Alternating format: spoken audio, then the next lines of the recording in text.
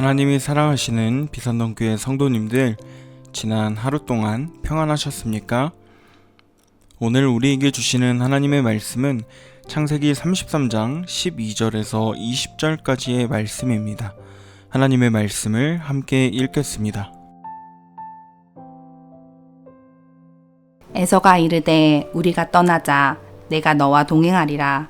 야곱이 그에게 이르되 내 주도 아시거니와 자식들은 연약하고 내게 있는 양떼와 소가 새끼를 데리고 있은즉 하루만 지나치게 물면 모든 떼가 죽으리니 청하건대 내 주는 종보다 앞서가소서. 나는 앞에 가는 가축과 자식들의 걸음대로 천천히 인도하여 세일로 가서 내 주께 나아가리이다. 에서가 이르되 내가 내 종 몇 사람을 내게 머물게 하라. 야곱이 이르되 어찌하여 그리하리이까. 나로 내 주께 은혜를 얻게 하소서 하매 이날에 에서는 세일로 돌아가고 야곱은 숫곳에 이르러 자기를 위하여 집을 짓고 그의 가축을 위하여 우릿간을 지었으므로 그 땅 이름을 숫곳이라 부르더라. 야곱이 밧단 아람에서부터 평안히 가나안 땅 세겜 성읍에 이르러 그 성읍 앞에 장막을 치고 그가 장막을 친 밭을 세겜의 아버지 하몰의 아들들의 손에서 베크시타에 샀으며 거기에 제단을 쌓고 그 이름을 엘렐로 헤이스라 엘이라 불렀더라. 아멘. 기도하겠습니다. 하나님 아버지, 오늘도 우리에게 말씀하시는 주님의 음성을 들을 수 있는 귀를 허락하여 주시고 깨달을 수 있는 지혜를 부어 주시옵소서. 오늘 하루도 주님의 말씀으로 풍성하고 충만한 하루가 되기를 소망합니다. 우리와 함께하여 주시옵소서. 감사드리며 예수님의 이름으로 기도드립니다. 아멘.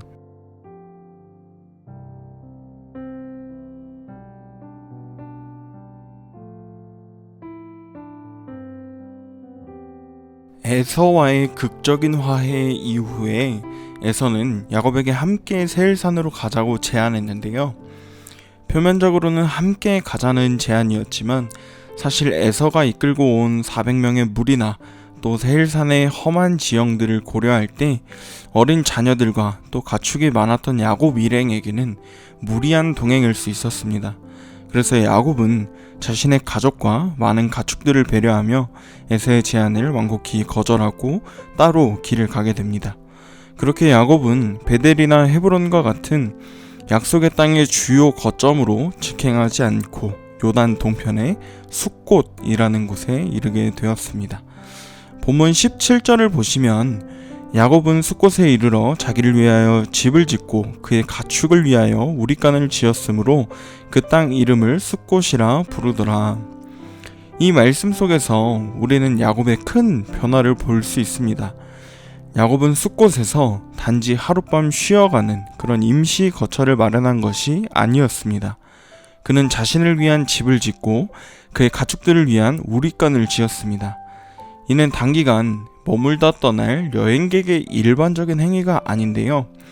지난 20년간 외삼촌 라반의 집에서 종살이하며 고된 나그네의 삶을 살았고 고향으로 돌아오는 길에도 형 에서의 분노를 피해 불안에 떨었던 야곱에게 이 집 짓기란 매우 큰 의미가 있는 것입니다. 창세기 28장에서 야곱은 베델에서 하나님을 만나 고향으로 돌아가게 해주시면 다시 베델로 와서 하나님께 서원하겠다 약속을 했는데요. 그러나 야곱은 약속의 땅으로 급히 들어가기보다 먼저 가족과 가축을 돌보고 정착을 위한 기반을 다지는 그런 신중함을 보여주고 있습니다. 이는 야곱의 지난날의 성급함과 속임수에서 벗어나 이제는 책임감 있는 가장으로서 그리고 하나님의 백성으로서 차분하고 계획적인 삶을 살아가고자 하는 그런 의지를 보여주는 것입니다. 야곱의 결정은 더 이상 자기 꾀나 인간적인 계산이 아니라 하나님의 인도하심에 대한 순종과 믿음의 바탕을 둔 것입니다.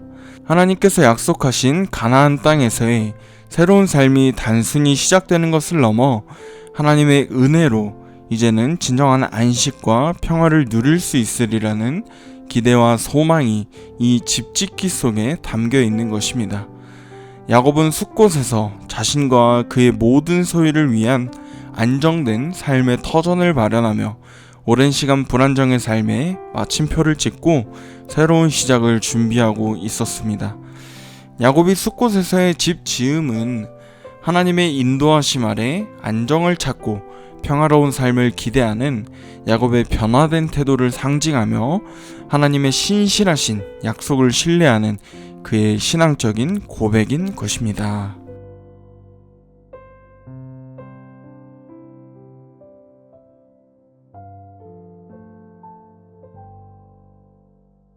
숫곳을 지나 야곱은 드디어 가나안 땅 깊숙이 들어와 세겜 성읍에 이르렀습니다. 그리고 19절을 보시면 그가 장막을 친 밭을 세겜의 아버지 하몰의 아들들의 손에서 베크시타에 샀으며 라고 기록하고 있습니다. 이 구절이 왜 중요할까요? 아브라함과 이삭에게 약속하셨던 그 가나안 땅, 야곱에게는 아직 자기 소유의 땅이 한 편도 없었습니다. 그런데 이제 야곱은 드디어 이 약속의 땅에서 자신의 돈을 주고 정식으로 땅을 구매했는데요. 이것은 단순히 부동산 거래를 넘어선 깊은 의미가 있습니다. 이제 야곱은 더 이상 이방인의 땅을 떠도는 나그네가 아니라 하나님의 약속을 믿음으로 붙잡고 약속의 땅에 발을 굳건히 디딘 하나님의 백성이 된 것입니다.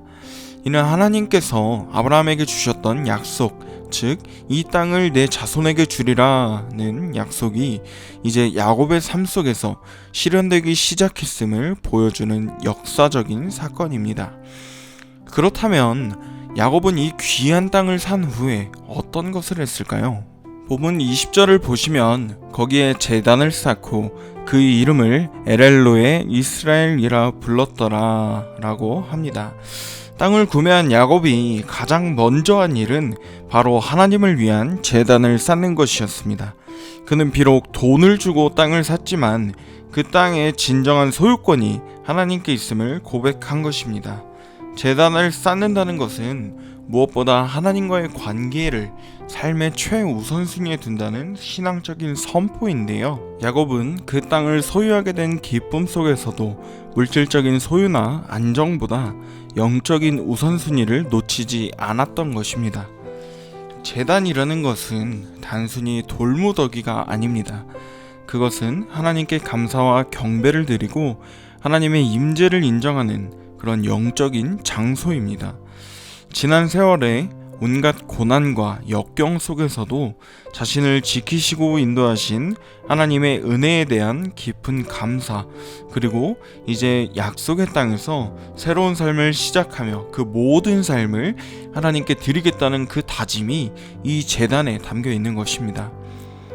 야곱은 그곳에서 자신과 하나님과의 관계를 모든 이들에게 선포하며 하나님께서 자신의 삶뿐만 아니라 이 땅의 주인이심을 선포합니다.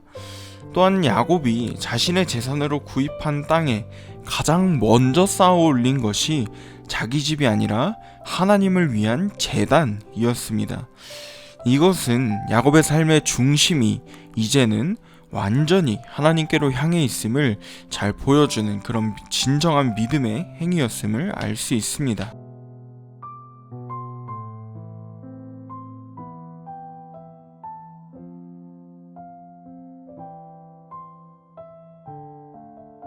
야곱이 세운 제단의 이름인 에렐로의 이스라엘은 하나님 이스라엘의 하나님이라는 의미를 담고 있는데요. 이 이름은 야곱의 파란만장한 삶과 신앙 여정의 정수를 잘 보여주고 있는 이름입니다. 야곱의 삶은 형 에서를 속여 장자권을 빼앗고 축복을 가로챈 후 살기 위해 삼촌 라반에게로 도망쳐 20년간 고난을 겪었던 불안정한 나날의 연속이었습니다. 그러나 그 모든 과정 속에서 하나님께서는 베델에서 약속하셨던 대로 변함없이 야곱을 지키시고 인도해 주셨습니다. 고된 타향살이 중에도 그의 가정을 돌보셨고, 특히 야복강에서의 죽음의 위기 앞에 하나님과 씨름한 후 야곱이 아닌 이스라엘이라는 새 이름을 얻고 형 에서와도 극적으로 화해하게 된 것은 하나님의 신실하심이 아니었다면 결코 경험할 수 없는 은혜였습니다. 그렇기에 세겜에 세워진 이 제단은 바로 이러한 하나님의 놀라운 인도하심과 약속 성취에 대한 야곱의 진심 어린 감사와 찬양의 고백인 것입니다.